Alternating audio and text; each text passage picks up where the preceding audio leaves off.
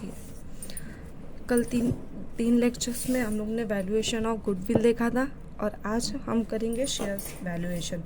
कल goodwill valuation था, आज share valuation. Question number 24, the following is the summarise balance sheet of Virendra limited as on 31 March 2014। कुछ asset और liability that means balance sheet आपको दी हुई है। The companies transfer 20% of profit after tax. After tax जो profit है 20% to general reserve, that means वो transfer किस में कर रहे हैं, जनरल रिजर्व में। जो भी प्रॉफिट आफ्टर टैक्स है वो 20% जनरल रिजर्व में ट्रांसफ़र करेंगे। Net profit before taxation for the last 3 years has been follow. Before tax दिया हुआ है क्या आपको, 3 साल का प्रॉफिट, 3 साल का बिफोर प्रॉफिट दिया हुआ है। ठीक है, यहाँ पे 2012 का दिया हुआ है, 13 का एंड 14 का। Machinery is valued 6,37,200। पहले यहाँ पे जो आपकी मशीनरी थी वो कितनी थी, 4,80,000। अब वो रीवैल्यूड हो गया, कितना हो गया है, 6,37,200। Average yield is a type of business is 20%. Yield that means income. Yield मतलब income. Average yield type is 20% of business, जो business का 20%. The rate of tax is 50%. Use simple average. क्या बोला है, simple average. Calculate the value of one equity share on the basis. एक equity share का value. Calculate the value of one equity share. एक equity share का value calculate करना है on the basis of intrinsic worth, that means intrinsic value and yield basis. पहले हम लोग क्या क्या फाइंड करते थे एज इन गुडविल में,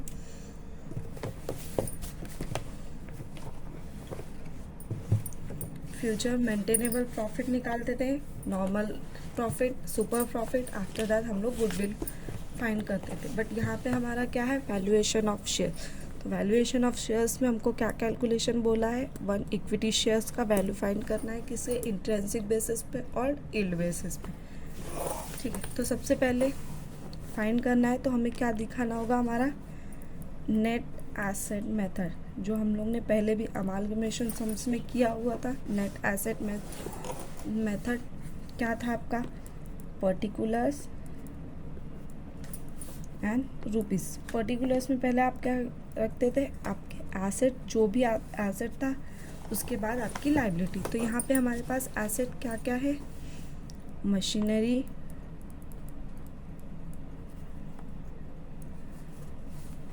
फर्नीचर,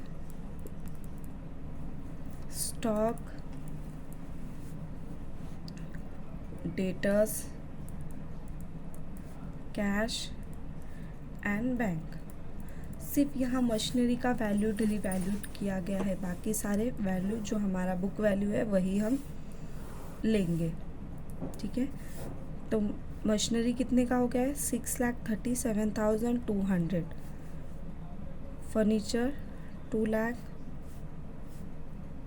स्टॉक है आपका 12,40,000 का, आपका डेटा से 4,12,000 का, कैश है आपका 6,800 और आपका बैंक में है 8,68,000। तो हम टोटल एसेट निकाल लेंगे पहले।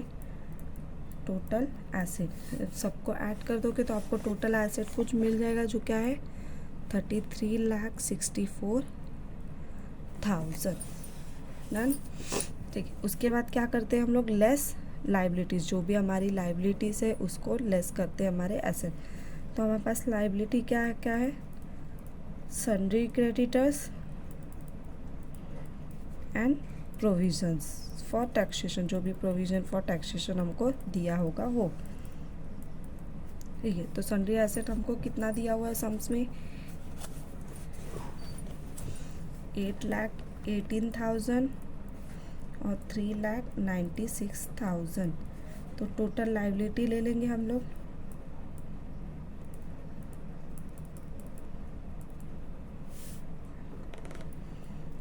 12,14,000। ठीक है, कितना हो गया 12,14,000। तो हमको क्या मिल जाएगा, amount available to equity share holder की कितना इक्विटी शेयर होल्डर्स के लिए अमाउंट बचा हुआ है टू इक्विटी शेयर होल्डर्स। तो एसेट माइनस लाइबिलिटी जब कर दोगे तो आपको क्या मिल जाएगा कि आपके इक्विटी शेयर होल्डर्स के लिए कितना अमाउंट रिमेनिंग है। ठीक है, तो कितना है 21,50,000। इतना समझा होगा, ये चीज़ हम लोग ने पहले भी सम्स में की हुई है।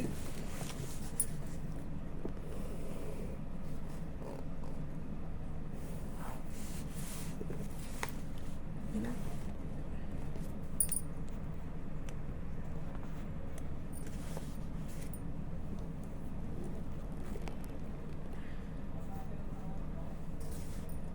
ये पूरा बुक कवर नहीं हो रहा है,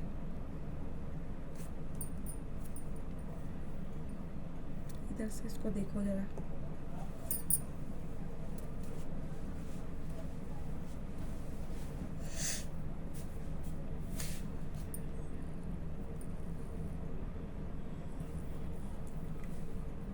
इसको ठीक है, तो हम लोग ने यहाँ क्या निकाला, amount available to equity share. और हमको पता चल गया कि हमारे अमाउंट कितना, लेकिन हमको क्या चाहिए, एक वैल्यू चाहिए। एक बोला था एक इक्विटी शेयर का वैल्यू चाहिए, किसके बेसिस पे, इंट्रिंसिक वर्थ के ऊपर। तो कैसे वो फाइंड करेंगे हम लोग, value of equity shares as पर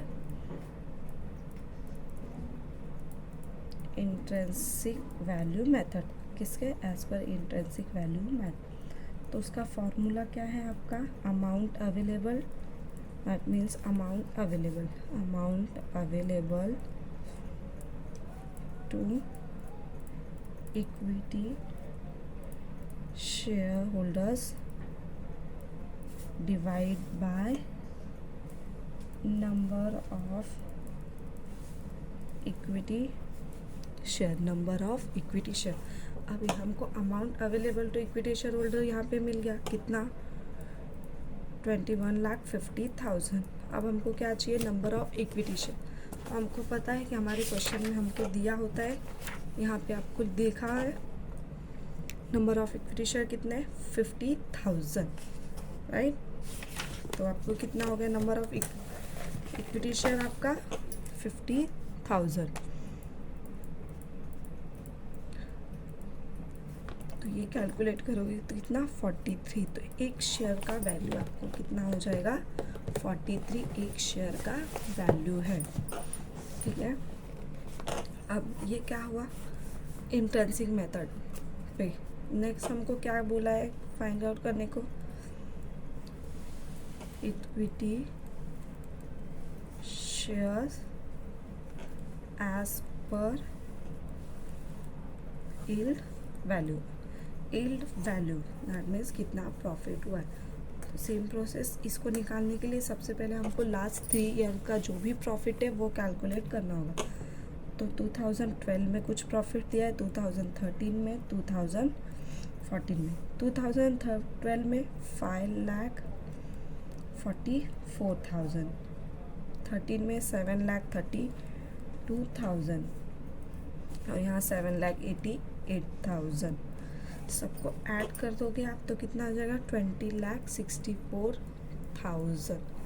ठीक है, सबको ऐड किया तीनों प्रॉफिट को। तो ये आपको, उसके बाद हम लोग पिछले सम्स में भी करते थे, एवरेज प्रॉफिट निकालते थे।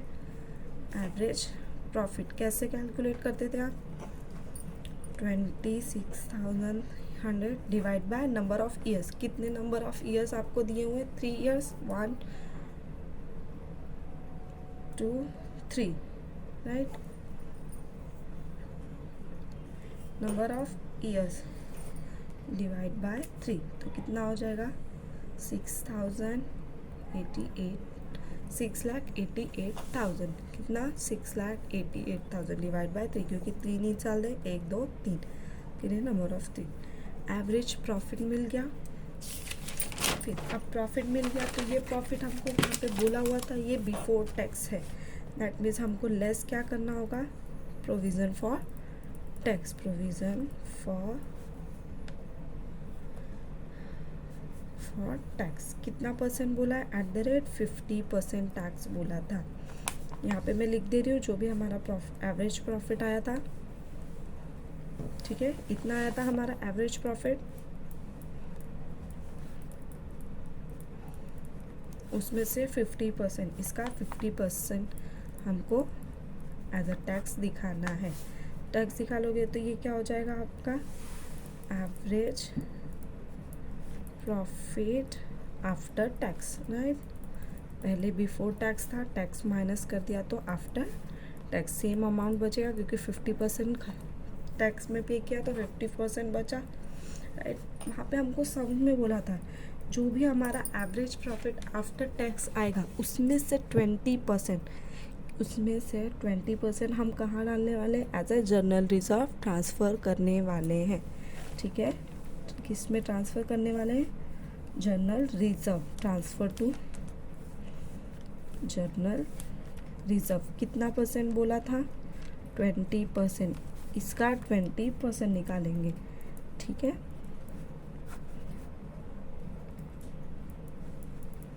एंड 2%, तो आपका टोटल प्रॉफिट कितना मिल गया, अब एग्जैक्ट प्रॉफिट आपका ये हो गया, ठीक है। यील्ड मेथड हमको बोला है जिसमें हम लोग ने पहले एवरेज प्रॉफिट निकाला, एवरेज प्रॉफिट का जो भी टैक्स था वो माइनस करने के बाद यहाँ पे जनरल रिजर्व में ट्रांसफ़र करने को बोला था, वो हमने कर दिया।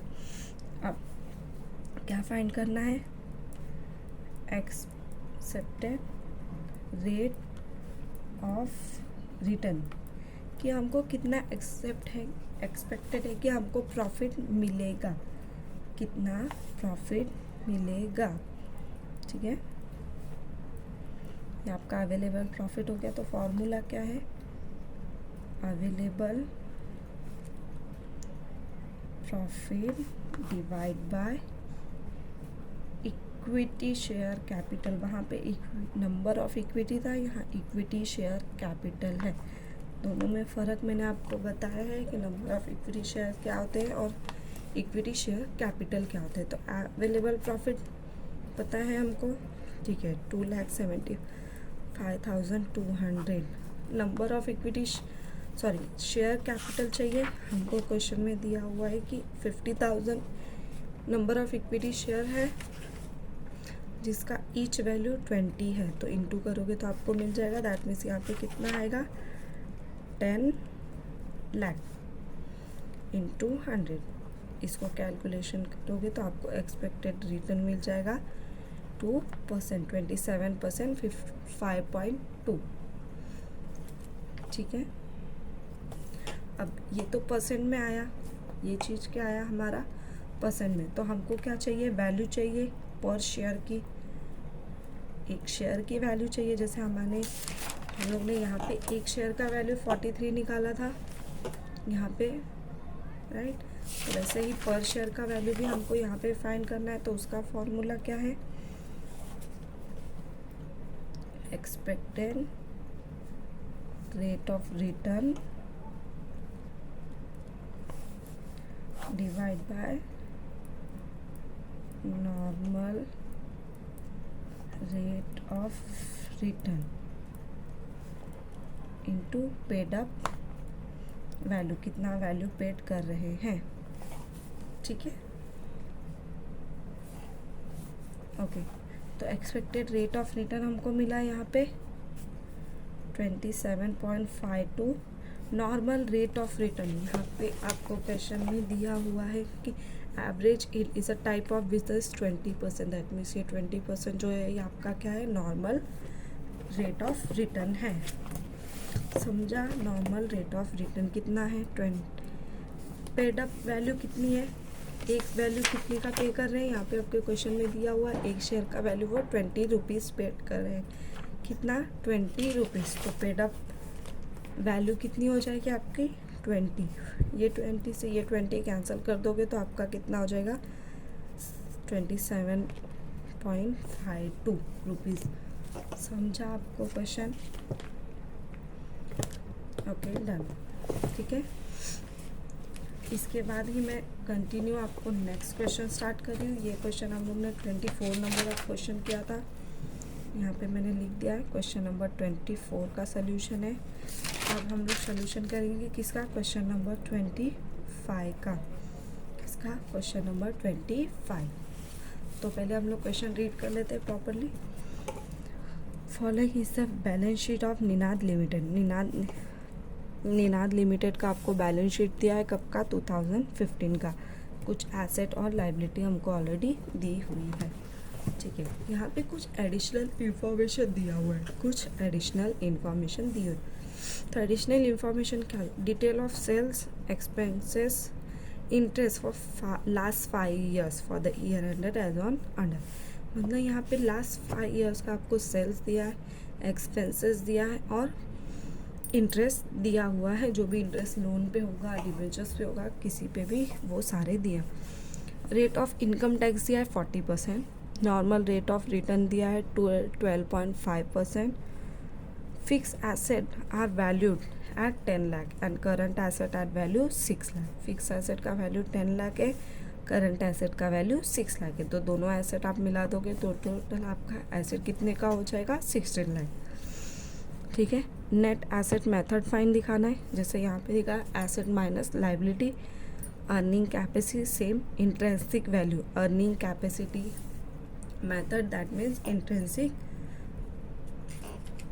ठीक है, फेयर वैल्यू, उसके बाद आपको क्या दिखाना है, फेयर वैल्यू मेथड। ये दो चीज़ इसमें आपको नहीं है, तो हम ये दो चीज़ निकालते हैं पहले।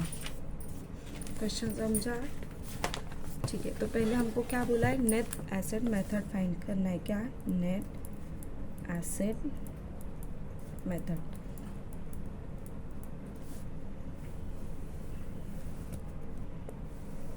सेम आपका कुछ एसेट आ जाएगा, कुछ लाइबिलिटीज आ जाएंगी।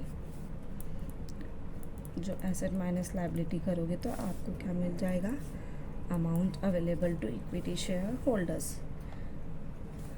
तो पहले एसेट, तो हमको यहाँ पे एसेट बोला है, एक तो फिक्स एसेट दिया हुआ है, दूसरा करंट एसेट। फिक्स एसेट हमको बोला है कितना, 10 लाख का, करंट एसेट 6 लाख का। तो आपका टोटल एसेट मिल गया आपको कितना, 16 लाख। कितना मिल गया, 16 लाख। तो क्या करते हो, लेस लाइबिलिटीज़, जो भी लाइबिलिटीज़ दी हुई होंगी आपको सम्स में, क्वेश्चन में। यहाँ आपको लाइबिलिटीज दी हुई 7.5, डिवेंचर्स कितने का, 2 लाख का, अनसिक्योर्ड लोन 1 लाख का, करंट लाइबिलिटी ये। तो ये सारी आपकी लाइबिलिटी हो गई। 7.5% डिवेंचर, अनसिक्योर्ड लोन और करंट लाइबिलिटीज। देखिए, ये आपका 2 लाख का है, ये 1 लाख का, ये भी 1 लाख का। तो आपको टोटल लाइबिलिटी मिल जाएगी कितना, 112, दैट मीन्स 4 लाख। 4 लाख। तो क्या करोगे, एसेट माइनस लाइबिलिटी। तो क्या मिल जाएगा आपको, एसेट माइनस लाइबिलिटी। क्या क्या किया, सिक्योर्ड लोन, डिवेंचर्स दिया हुआ था, अनसिक्योर्ड लोन एंड करंट, सबको ऐड किया तो आपको क्या मिला, total liability. Asset minus liability कर दो, 12 लाख। क्या हो जाएगा ये, amount available to equity share holders, amount available to equity share holder. जैसे पिछले सब में, इसके बाद हम लोग ने क्या फाइंड किया था, intrinsic value of equity share किया था, क्या, as per intrinsic, as per intrinsic value, एक शेयर का वैल्यू निकालना है। क्या किया था हम लोग ने, amount available to equity share holder divide by number of equity share. तो अमाउंट अवेलेबल हमको मिल गया है कितना, ओके सॉरी ये मिला हमारा। इसमें से हमको लेस क्या करना है, प्रेफरेंस डिविडेंड, जो भी हम लोग ने 8% प्रेफरेंस डिविडेंड दिया हुआ है हमारे शेयर होल्डर्स को, तो वो कितना है 1 लाख रुपए। तो यहाँ आप माइनस करोगे तो ये हो जाएगा आपका 11 लाख। सॉरी जो भी अमाउंट होता है उसमें से हमको पता है कि सबसे पहले हमारा अमाउंट किसको जाता है, हमारे प्रेफरेंस शेयर होल्डर को। प्रेफरेंस शेयर होल्डर्स को देने के बाद जो अमाउंट बचता है वो हम किसको जाना है, टू इक्विटी शेयर होल्डर। तो यहाँ पे आपको दिख रहा होगा 11 लाख, जो किसको जाएगा आपका 11 लाख इक्विटी शेयर होल्डर्स को। अब नंबर ऑफ इक्विटी शेयर यहाँ पे देखिए, यहाँ पे इक्विटी शेयर्स ऑफ ₹10 ईच, एक इक्विटी शेयर का वैल्यू कितना है 10 रुपीज़। टोटल कितना है 5 लाख, तो 5 लाख डिवाइड बाय 10 करोगे तो कितना हो जाएगा 50,000। तो नंबर ऑफ इक्विटी शेयर कितने हो जाएंगे आपके 50,000। तो आपको ये मिल गया आपका टोटल इंट्रिंसिक वैल्यू, एक वैल्यू का शेयर। ठीक है, सेकेंड हमको क्या फाइंड करने को बोला है, अर्निंग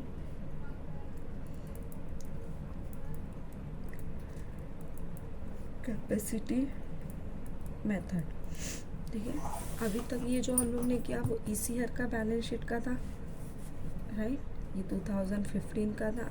अब अर्निंग कैपेसिटी सेम, पहले तो हमको एवरेज निकालना होगा, एवरेज पास्ट प्रॉफिट, जैसे पहले भी हम लोगों ने सम्स में किया है, एवरेज पास्ट प्रॉफिट। ठीक है,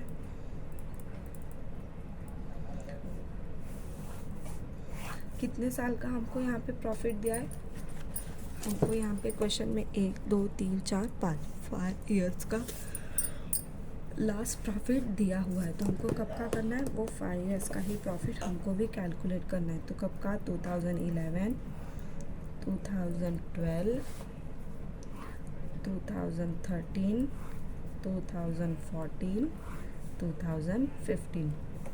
ठीक है, 2014, 15, 11, 12, 13, 14, 15। पहले तो आपको सेल्स दिया हुआ है, सेल्स जो भी सेल्स है दैट मीन्स आपका इनकम हो जाता है। क्यों, सेल्स करते हो तो ही आपको कुछ प्रॉफिट मिलता है। कितना दिया है, 4,50,000, 5,50,000, 7 लाख,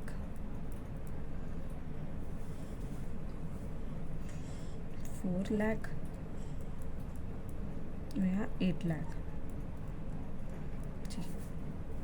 सेल्स में से जो भी एक्सपेंसेस होंगे वो माइनस करेंगे हम। तो यहाँ पे आप सब कुछ अलग अलग दिखाओ या फिर डायरेक्ट। हमारे पास एक्सपेंसेस कितना है, ये 1,75,000, इसको ऐड कर दोगे तो कितना हो जाएगा, मतलब 1,85,000 और 15 मतलब 2 लाख। आपका टोटल एक्सपेंसेस कितना है, 2 लाख का। समझ में आ रहा है, एक्सपेंसेस कितने लाख का है, 2 लाख का।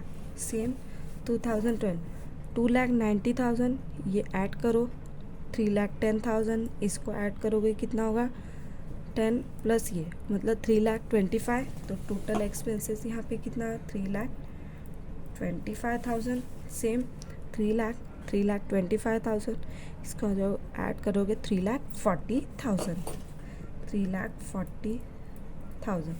सेम 1,55,000, ये ऐड करोगे 1,85,000, ये ऐड करोगे 15 तो कितना 2 लाख। तो टोटल एक्सपेंसेस 2014 में 2 लाख, 4 लाख, 4,10,000 और 4,25,000, 4,25,000। ठीक है, समझ में आया। मैंने एक्सपेंस सबको अलग अलग ना लिखते हुए मैंने सबको एक साथ ऐड कर दिया। ठीक है, ये आपका इनकम, ये आपका एक्सपेंसेस। इनकम माइनस एक्सपेंसेस करोगे आपको क्या मिल जाएगा, प्रॉफिट बिफोर टैक्स, जो भी प्रॉफिट मिलेगा वो बिफोर टैक्स मिलेगा। तो 4,50,000 में से 2 लाख माइनस करोगे, 2,50,000। 5,50,000 में से 3,25,000 माइनस करोगे, 2,25,000। 7 लाख में से 3,40,000 माइनस करोगे तो 3,60,000। यहाँ पे 4 लाख में से 2 लाख माइनस किया, 2 लाख। 8 लाख में से 4,20,000, 3,75,000।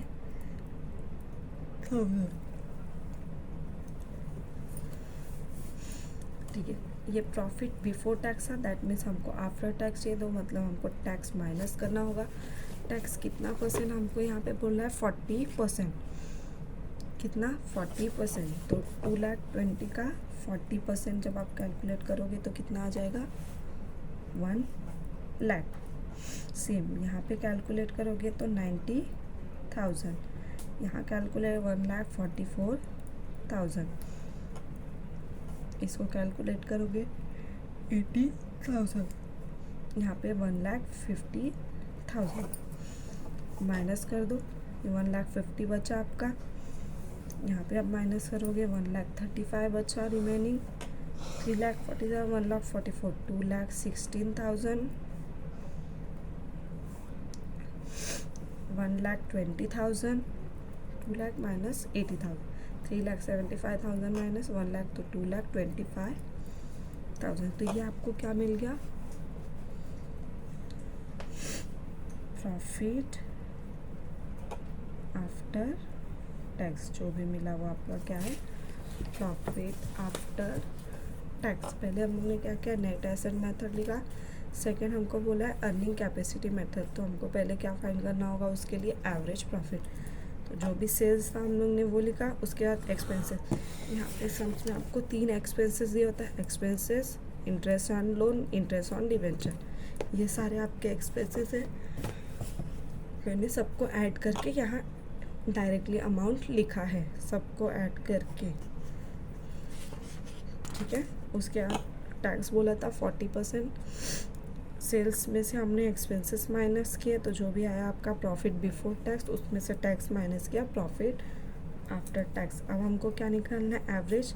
दैट मीन्स 1,50,000, 1,35,000, 2,60,000, 1,20,000 और 2,25,000 को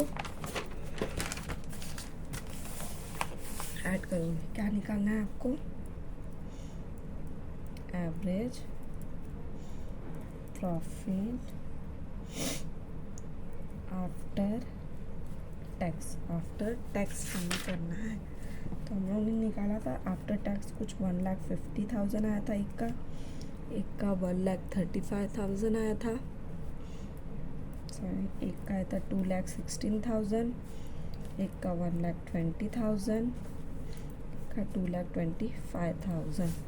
डिवाइड कितने से करोगे? 1 2 3 4 5 number of years, that means 4। जो भी आपका अमाउंट आने वाला है कितना ऐड कर दोगे तो 8,46,000 डिवाइड बाय 5, तो आपको क्या मिल जाएगा? 1,69,200। ये क्या मिला आपको? Average profit after tax. पहले मैंने समझा था जो भी प्रॉफिट है, अगर प्रेफरेंस डिविडेंड है, प्रेफरेंस शेयर होल्डर्स है, तो उसको डिविडेंड देना होगा हमको। ठीक है, हमको डिविडेंड देना होगा। तो कितना डिविडेंड देंगे?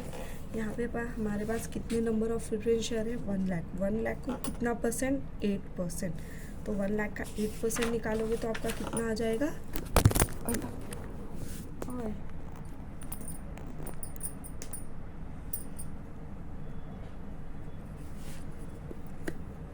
1 क्या माइनस करना है? हमारे जो भी एवरेज प्रॉफिट में से प्रेफरेंस डिविडेंड। तो हमको प्रेफरेंस शेयर होल्डर्स दिया हुआ है 1 लाख। कितना परसेंट से? 8%। तो 1 लाख का 8% निकालोगे तो 8,000 आ जाएगा आपका। इसको माइनस कर दोगे तो आएगा आपका 1,61,200। ये क्या हो जाएगा आपका? Net profit available, net profit available to equity share holders. आपको नहीं दिखा होगा, एवरेज प्रॉफिट निकाला मैंने सबका 1,69,200। उसमें से क्या माइनस करना, अगर प्रेफरेंस डिविडेंड दिया हुआ है तो आपको प्रेफरेंस डिविडेंड माइनस करना हो। तो प्रेफरेंस डिविडेंड हमारे पास total number of preference share holders कितने थे, 1 लाख, जो आपके बैलेंस शीट में दिया। उसको उन्होंने कितना परसेंट दिया, 8%। तो 1 लाख का 8% दैट मीन्स 800 माइनस कर दोगे तो कितना बचेगा, 1,61,200। तो ये क्या होगा आपका net profit available to equity share holders. ठीक है,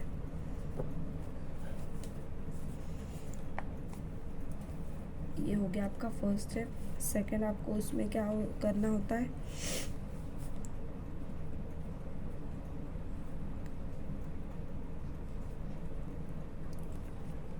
कैपिटलाइज वैल्यू ऑफ बिजनेस। जो भी बिजनेस का कैपिटलाइज वैल्यू है वो दिखाना है। तो पहला इसका फॉर्मूला क्या है आपका, net profit for equity share holders. That mean जो भी आपका इक्विटी शेयर होल्डर्स का प्रॉफिट बचा है वो divide by normal rate of return, normal rate of return into 100। ठीक है, यहाँ पे आपका नेट प्रॉफिट कितना बचा है, 1,61,200। क्वेश्चन में आपको नॉर्मल रेट ऑफ रिटर्न दिया हुआ है 12.5%, नॉर्मल रेट ऑफ रिटर्न 12.5%। कितना, 12.5% इंटू 100 कैलकुलेट करोगे 12,89,600। क्या मिल गया, कैपिटलाइज वैल्यू ऑफ बिजनेस। ये आपका सेकेंड स्टेप, ये आपका फर्स्ट स्टेप था। अब थर्ड स्टेप इसमें क्या है, वैल्यू पर शेयर। अब एक शेयर का वैल्यू फाइंड करना है, वैल्यू पर शेयर। ठीक है, वैल्यू पर शेयर कैसे फाइंड करोगे आप, capitalise value of business, capitalise value of business divide by number of equity share, number of equity shares. तो हमको ये मिला है बिजनेस 12,89,600। बिजनेस हमको बोला था नंबर ऑफ इक्विटी शेयर्स हमारे कितने हैं, 50,000। 50,000 से डिवाइड कर दोगे तो आपको क्या मिल जाएगा, 25.80 रुपीज़। तो ये क्या है आपका एक वैल्यू शेयर का है। ठीक है, आपको क्वेश्चन में फर्स्ट क्या बोला था, आपको फाइंड करना है नेट मैटर, जो हमने निकाला। नेक्स्ट वो अर्निंग कैपेसिटी। अर्निंग कैपेसिटी के लिए ये 3 स्टेप आपको फॉलो करने होंगे। फर्स्ट क्या करना है आपको, अर्निंग कैपेसिटी के लिए एवरेज पास प्रॉफिट निकालना। जो भी एवरेज पास प्रॉफिट है वो कैलकुलेट करना होगा। ठीक है, एवरेज पास प्रॉफिट कैलकुलेट करना होगा। उसमें से जो भी प्रेफरेंस डिविडेंड माइनस किया तो जो बचा आपका इक्विटी शेयर। उसके बाद क्या है, कैपिटलाइज वैल्यू ऑफ बिजनेस। उसके लिए ये फार्मूला यूज़ है, net profit for equity share holder divided by normal rate of return into 100। जो मिल गया आपका कैपिटलाइज वैल्यू ऑफ बिजनेस। उसके बाद third step value per share निकालना है, capitalise value of business divide by number of shares. तो आपको क्या मिल जाएगा, आपका वैल्यू पर शेयर, एक वैल्यू का शेयर मिल जाएगा। ठीक है, थर्ड क्या बोला था हमको कैलकुलेट करने के लिए, वहाँ पे फेयर वैल्यू मेथड हमको क्वेश्चन में बोला था। फर्स्ट हमको नेट मेथड, सेकेंड हमको earning capacity method, third fair value. तो फेयर वैल्यू का आपका फॉर्मूला क्या है,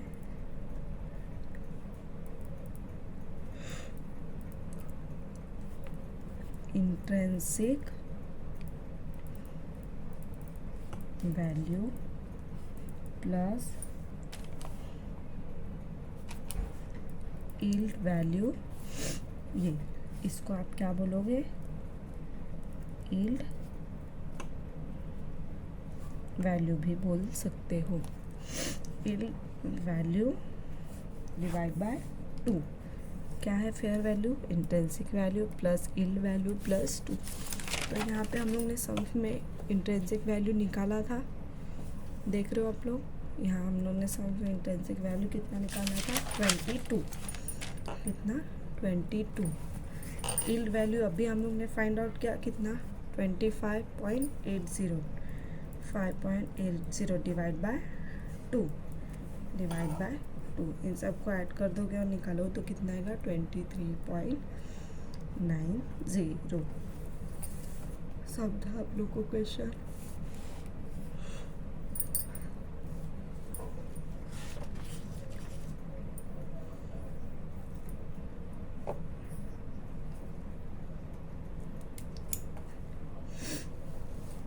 ठीक है, तो कल के अभी हम लोग ने पहले क्या किया, वैल्यूएशन ऑफ गुडविल। अब 2 सम्स हम लोग ने वैल्यूएशन ऑफ शेयर। कल जो सम्स हम करेंगे वो आपका गुडविल प्लस शेयर्स दोनों कॉम्बिनेशन होगा। क्या होगा, गुडविल प्लस शेयर्स का कॉम्बिनेशन होगा। वो कल वैसे वाले 2 सम्स करेंगे हम। ठीक है, थैंक यू।